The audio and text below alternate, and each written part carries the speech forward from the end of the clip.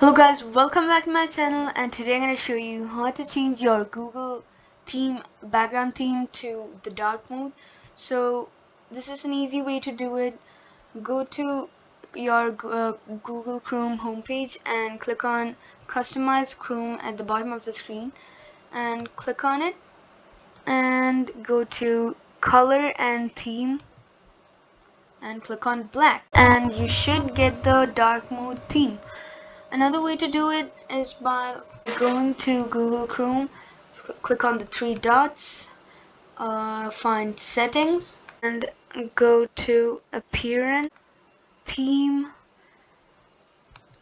and color themes by Chrome. You can choose just black or dark and black themes. I'm gonna choose this one and add to Chrome and download it and apply it to my screen. So this is the theme which I downloaded. For a normal theme, just go to just black, maybe, yeah, just black, or the dark theme mode for Google Chrome.